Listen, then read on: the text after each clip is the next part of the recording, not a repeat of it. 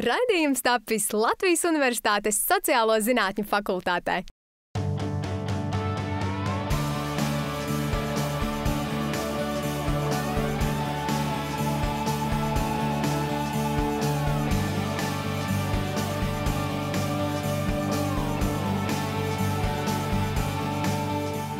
Esiet sveicināti, skatītāji! Jūs esat ieslēguši raidījumu Kivi, un turpmākās pusstundas laikā ar jums kopā būs Simona un Ričards. Arī šonedēļ esam sagatavojuši pietiekami interesantus stāstus, kuri spēs jūs izklaidēt. Skatāmies, kas būs šīs nedēļas raidījumā. Marihuānas dekriminalizācija Latvijā. Ja būtu dabīga, tad tik traki nesistu pa to pauri. Patvērumu meklētāji. Normāli cilvēki nekur viņi Draudzējaties? Ko es tur, man personīgi nevaru viņam iedraudzēties, man ir savas darīšanas. Arī īkšķi gaisā pretī piedzīvojumiem. Ja ne gadījumā kas virtuves nāzes, ja ne gadījumā kas notiek. Laižam uz 8 riteņiem. Praktiski tā spēlē 30 plus 30 minūtes. Un kurais vairāk punktu komandai tā uzvar. Turpinam apmainīties. Labs nāk ar gaidīšanu. Diemžēl šī gaidīšana jau sāk pamazām ieilgt.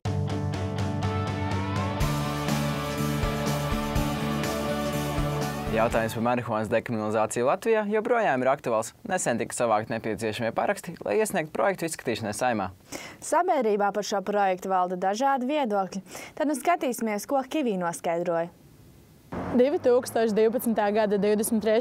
janvārī portālā Mana balss LV tika iesniegta iniciatīva marihuānas dekriminalizēšanai Latvijā.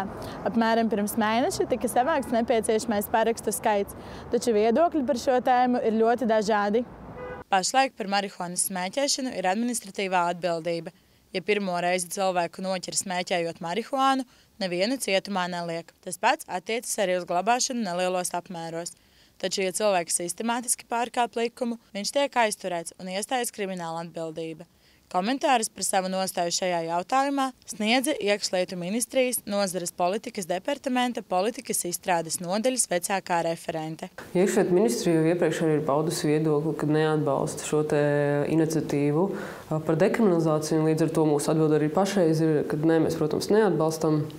Un tie iemesli ir ļoti daudz, un ja mēs runājam ļoti cilvēcīgā valodā, tad, protams, pirmais ir sabiedrības veselība. Un ja mēs runājam par veselības aspektiem, tad šeit, protams, var pieminēt tādu diezgan svarīgu aspektu, kad Eiropā kopumā tad cilvēki, kas pirmo reizi vēršās ārstniecības iestādēs saistībā ar narkotika atkarībām, tad primāro problēmu viņi norāda starp citu kanabis.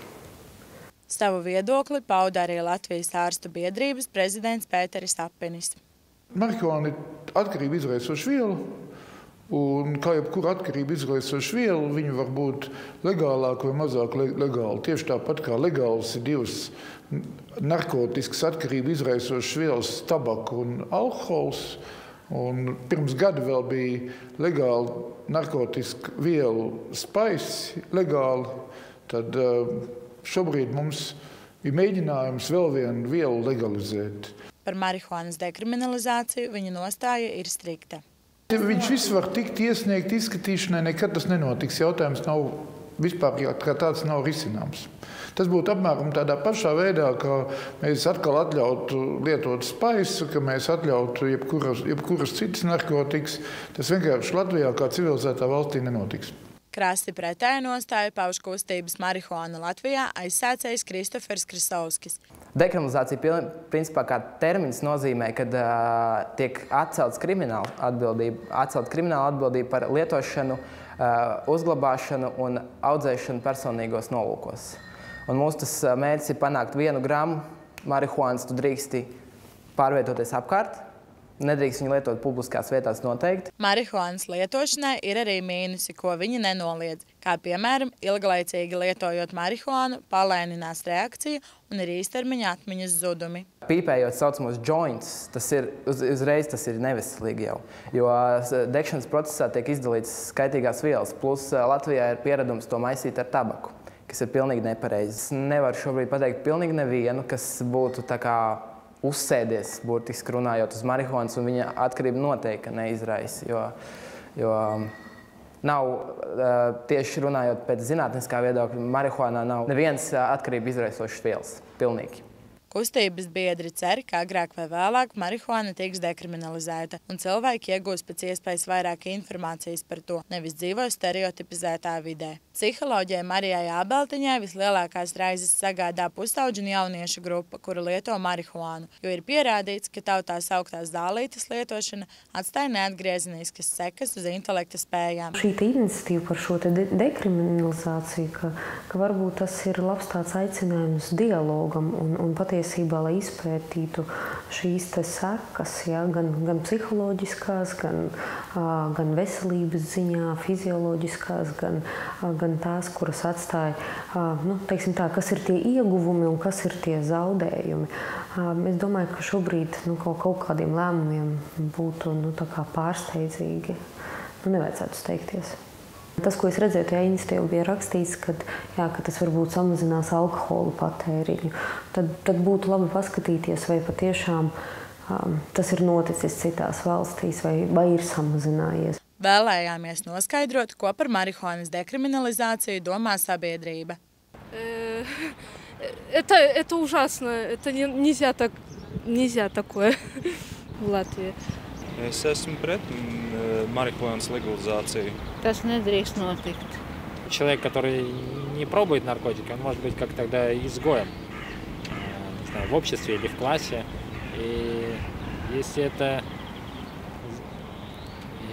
это человек очень хочет, он в любом случае это попробует. Но если это вести как закон, я вижу, что могут плохие последствия быть. Tā ir narkotika. Tātad narkotikas neko labi, jo cilvēkam nevar dot. Kāda tur dabīga? Ja būtu dabīga, tad tik traki nesist pa to pauri. Es esmu pilnīgi par. Es dzīvoju Beļģijā, un tur marihuāna ir dekriminalizēta. Respektīvi, tu drīksti audzēt sev 2 augus, tu drīksti pirkt nelielu daudzumu, un es neredzu nekādas problēmas. No sērijas tie, kas gribēs piedzerties vai sapīpēties, tie to vienmēr darīs, bet es neredzu nekādas problēmas pat uz ielām. Es neredzu, kur ir problēma. Tāpēc es domāju, ka Latvijā tas arī būtu nepieciešams. Es tādu ļoti konkrētu viedokli neesmu gatavs paust par vai pret, bet es uzskatu, ka labāk ir lietas, kas notiek, apzināties un kaut kādā veidā regulēt. Respektīvi, tas varētu būt doma, ka drīzāk ir jānolem, ka pār un ļoti stingri jāregulē, un tas dod iespēju ļoti stingri vērsties pret tiem, kas šo regulējumu pārkāpj. Ja mēs vienkārši izliekamies, ka tā problēma nepastāv vai tā ir kaut kāda atsevišķa cilvēku problēma, tad mēs vienkārši izvairāmies no risinājuma. Neatkarīgi no tā, vai marihuāna tiks dekriminalizēta vai nē, būsim atbildīgi par savu rīcību.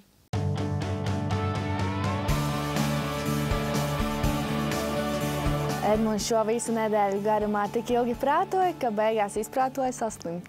Tādēļ šonadēļ Edmunda vietu ir pārņēmusi Džuliana. Tikko sižetā redzējām, ka domas par marihuānas dekriminalizāciju Latvijā ir ļoti dažādas. Taču Eiropā jau ir valstis, kurās marihuāna ir dekriminalizēta vai legāla. Šīs nedēļas jautājums jums, skatītāji. Cik Eiropas valstīs marihuāna ir dekriminalizēta vai legāla lielos vai mazos daudzumos? Atbilžu varianti ir 4, 10 vai 16 Eiropas valstīs. Atbildi redzēsiet raidījuma beigās.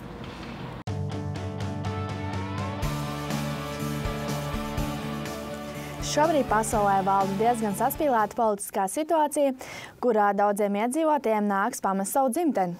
Arī Latvija ir viena no valstīm, uz kuru cilvēki dodas patvērumu meklējumos. Robežu novada mucenieki. Pagaidu mājvieta patvērumu meklētājiem no ārvalstīm, kuri šeit uzturas, kamēr tiek pieņemts lēmums par bēgļa statusu piešķiršanu vai turpretēji piespiedu došanos uz savu iepriekšējo mītnes valsti. Katrs no mucenieku patvērsmes iedzīvotājiem šeit pavada atšķirīgu laika posmu, nereti komunicējot ar vietējiem iedzīvotājiem. Mēs nolēmām uzzināt iedzīvotāju domas par citautiešu uzturēšanos muceniekos. Я очень много работаю здесь, так редко бываю, но так никак не раздражают, они очень спокойно себя ведут. Невызываюši. Normāli cilvēki, nekur viņi draudzēties? Ko es tur, man personīgi nav ar viņiem iedraudzēties, man ir savas darīšanas, es taču neskriešu pie viņiem draudzēties.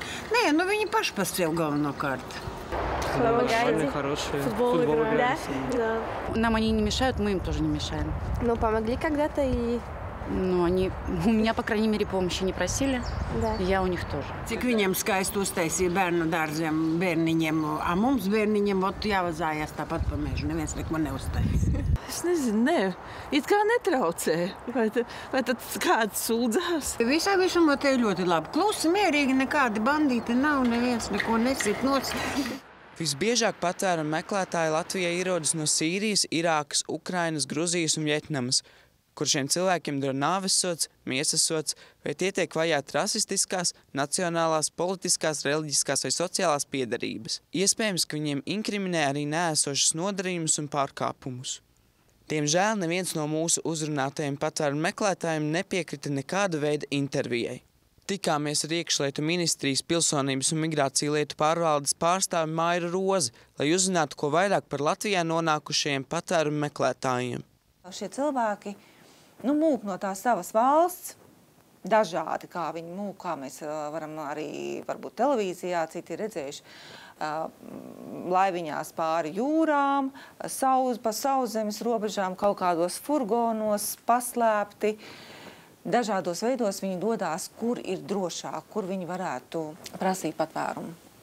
Intervētāji ļoti bieži grib runāt ar patvērumu meklētājiem. Patvērumu meklētāji nevēlas sniegt intervijas, tāpēc, ka ja viņi tiešām ir aizmukuši, tad viņi baidās par savu dzīvību, likteni, vispārējo. Tomēr pat pēc konkrēta statusa piešķiršanas lielākā daļa patvērumu meklētāju nav gatavi integrēties Latvijā. Daudziem galvenais mērķis ir tikt uz kādu no tā dēvētajām vecajām Eiropas valstīm, kur ir lielāki pabalsti un daudziem ir vieglāk iespēja iemācīties valodu, jo viens no šķēršļiem integrācijai, kā min paši patvērumu meklētāji, ir sarežģītā latviešu valoda. Mums ir pat bijis tā, ka mēs esam organizējuši futbola maču. Centrā dzīvojošie pret vietējiem jauniešiem. Ja? Tā kā arī latvietis nav viens un pēc vienādas kultūras un uzvedības. Viens būs ļoti jauks kaimiņš un viens nebūs jauks. Tā kā šis ir tas arī gadījums. Būs ļoti jauki patvērumu meklētāji, kuri pēc savas būtības ir jauki cilvēki. Un būs tādi, kas varbūt nemācēs tik ļoti labi uzvesties, kā mēs gribētu. Kopumā gan pilsonības un migrāciju lietu pārvalde, gan vietēji iedzīvotāji un paši patvērumu meklētāji ir ieinteresēti sadzīvot un veidot savstarpēju sapratni. Katrs no mums ir citāds. Visas pārmaiņas mēdz būt satraucošas, tādēļ respekts vienam pret otru ir veiksmes atslēga labai sadzīvei.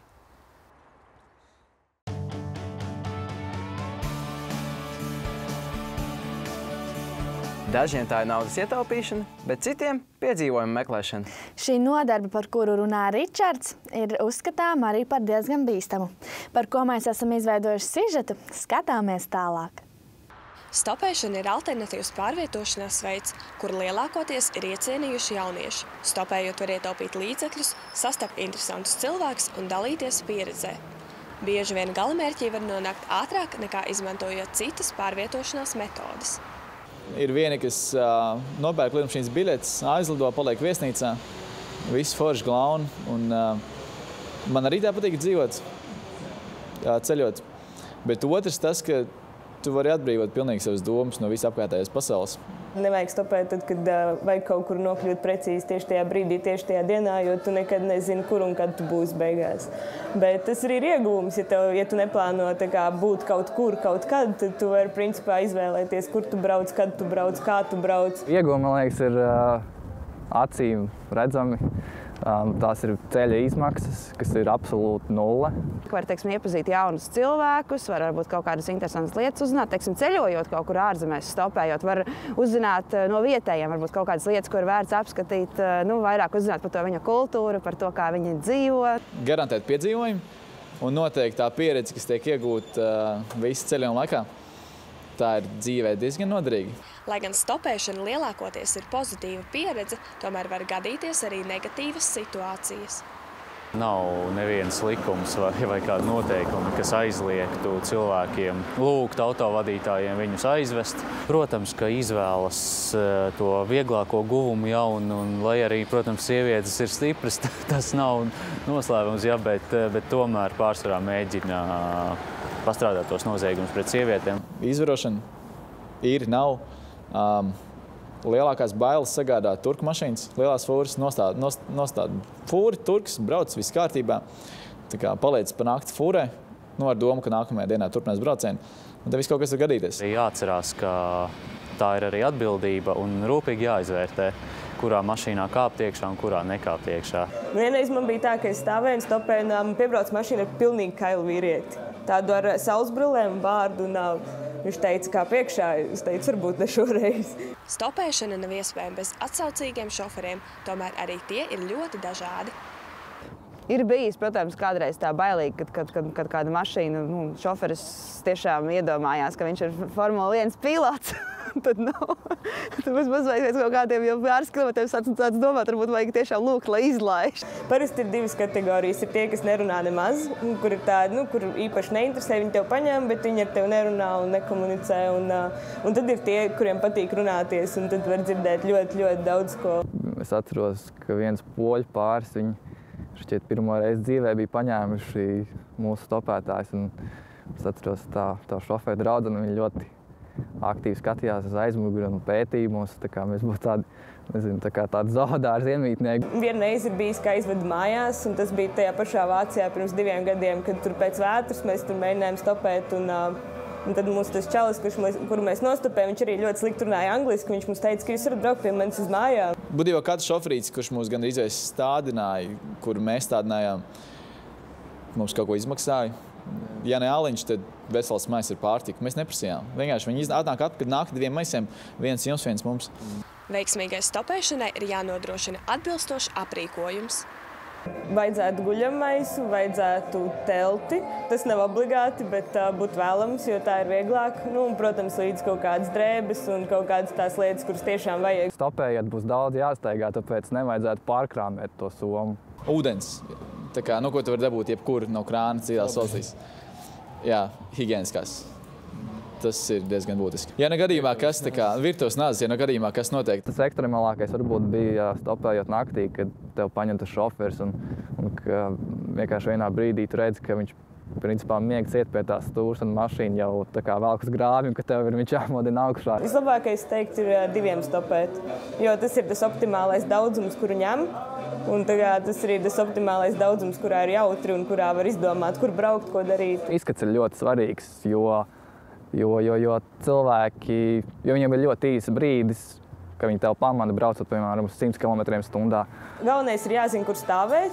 To var arī, ir tāda laba hitchviki, kur stopētāji paši liek padomus, kur stāvēt, kā stāvēt. Šoferi ir teikuši, ka atsevišķu puisi viņš ņem atsevišķu meiteni, bet ja puisis kopā ar meiteni, tad lai puisis spērk mašīnu un ved to meiteni. Iedvesmojoties no pieredzējušu stopētāju stāstiem, arī mēs nolēmām pārbaudīt, cik viegli ir nostopēt mašīnu.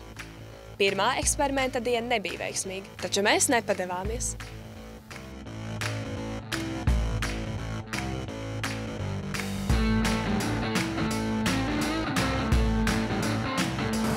Vakardien mums neveicās tik labi, tāpēc šodien esam nodrošinājušies ar īpašu stopētāju aprīkojumu. Redzēsim, vai mums šodien veiksies labāk. Otrajā dienā padarījām eksperimentu daudzveidīgāku. Mēģinājām stopēt gan pa vienam, gan pāros. Ņemu manis! Lielākā daļa autovadītāju atzīst, ka labprāt ņem stopētājus, tāpēc, ka paši ir bijuši līdzīgā situācijā.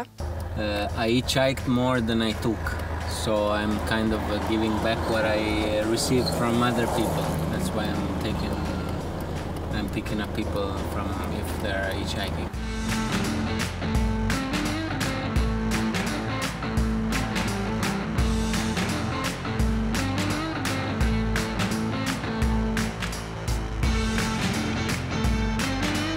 Eksperimenta gaitā atklājām, ka stopēt divatā ir vieglāk un arī jautrāk. Lai gan stopēšana ir interesanta un aizraujoša nodarbe, vienmēr jāatcerās par savu drošību.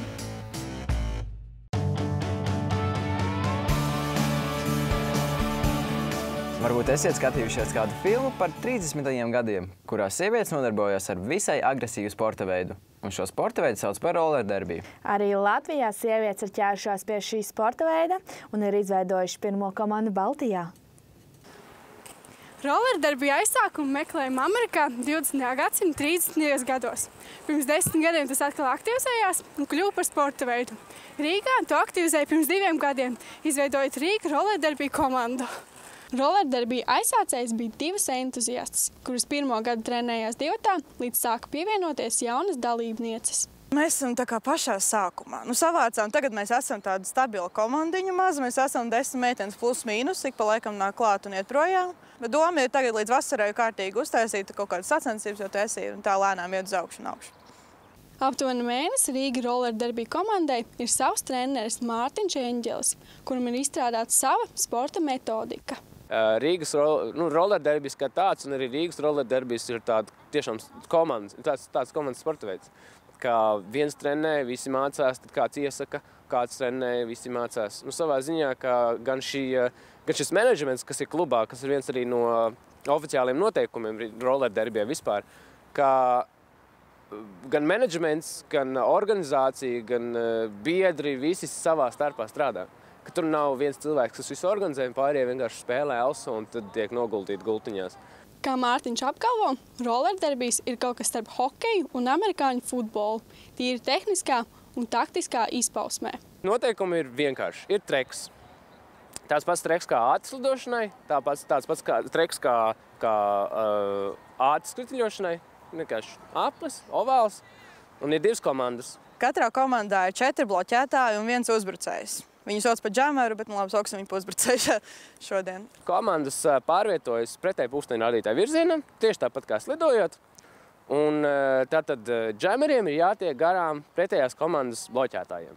Ja viņi tiek garām, viņi izskatuļo vienu apli un atkal uzbrūk saviem bloķētājiem, pretinieku bloķētājiem, un pa katru bloķētāju viņi dabūna 1 punktu, ko viņi apdzen. Saucās džemi, tie laiki, 2 minūtes. Tad 2 minūtes meitenes darās, pusminūte apstājās, un tad atkal turpina. Un praktiski tā spēlē 30 plus 30 minūtes. Un kurais vairāk punktu komandai tā uzvar. Lai gan rollerderbijs ir izteikts sieviešu sporta veids, tajā netrūkst asumu, kuros iespējams iegūt dažādas traumas. Tāpēc ir svarīgi nodrošināties ar atbilstošu ekipējumu. Traumas mēdz iegūt, protams, tāpat kā jebkurā sporta veidā. Tas pats, kas piemēram hokejā. Tu arī vari ir ļoti bieži ir, piemēram, potīšu traumas, ceļu traumas varbūt ne mazāk, bet ir potīšu traumas ļoti izteikts, ir tīri mīkstie zilumi, kas ir dibens, kas ir pleci, kas ir varbūt lieli, kur ir tā zona, kur tev, protams, bloķē. Galvenais plaukstu sargi, alkoņu sargi, ceļa sargi, slīdes, mutes sargs un ķiveri. Šis sporta veids ir populārs daudzās pasaules valstīs, bet Rīga rollerderbija ir pirmā un vienīgā komanda Baltijā. Ļoti svarīgi tas, ka attiecīgi rollerderbijs var arī sevi pozicionēt arī tādā vīzē, ka tas ir izteikti sieviešu sporta veids, kad beidzot kaut kas sievietēm un mazāk vīriešiem, jo mēs zinām, ir futbols, hokejs, volejbols un ir futbols sievietēm, hokejs sievietēm un volejbols sievietēm. Tad šobrīd ir otrādi rollerderbijs un rollerderbijs vīriešiem. Rīga rollerderbiju komanda turpina attīstīties, lai sasniegtu savu galveno mērķi – iekļūt starptautiskajā rollerderbiju asociācijā. Tajā pašā laikā komanda joprojām uzņem jaunās censonis.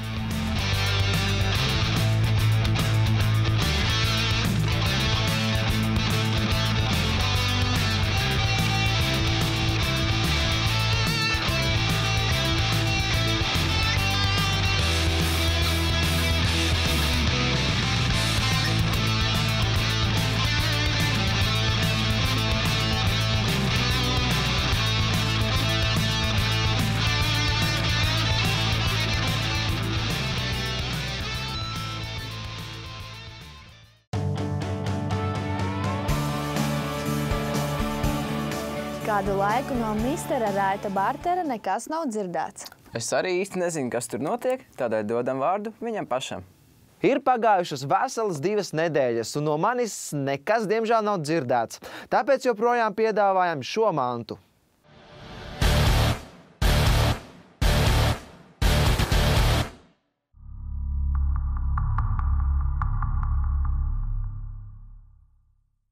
Labs nāk ar gaidīšanu. Diemžēl šī gaidīšana jau sāk pamazām ieilgt, un joprojām esam uzkārušies uz šo PlayStation 3. Mums piedāvāja iPhone 4S, snowboarda dēli ar ķiveri un visādiem pričendāļiem, kā arī norakstītu žiguli, kuru īpašnieks pēc mana lūguma un aicinājuma atsūtīt bildes, diemžēl pazuda ar galiem. Bet es zinu, ka jums ir ko piedāvāt, tāpēc droši zvaniet uz mūsu jauno Mr. Raitis Barters telefonu numuru. Mēs gaidīsim jūsu piedāvājumus. Ar jums kopā bija Mr. Raitis Barters. Lai jums jauka šī pēcpusdiena, diena vai vakars, un uz drīžu tikšanos!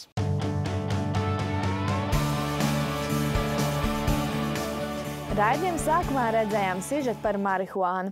Tad nu arī Džuliāna pārņēma Edmundu stafeti un uzdeva jums jautājumu. Es ceru, ka es uzminēju pareizo atbildi. Un kā ir ar jums? Uz raidījuma sākumā uzdoto jautājumu atbilžu varianti bija šādi. 4, 10 vai 16 valstīs. Pareizā atbilde ir: marihuāna ir dekriminalizēta vai legāla 10 Eiropas valstīs.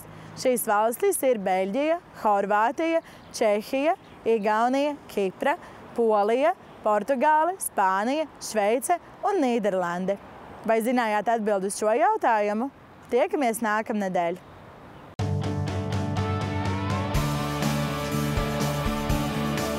Es jau labprāt šeit paliktu ar jums un vēl parunātos, bet mums ir laiks doties. Tiekamies ar jums nākamnedēļ, šajā pašā vietā un šajā pašā laikā. Ar jums kopā bija Simona un Ričards. Visu labu!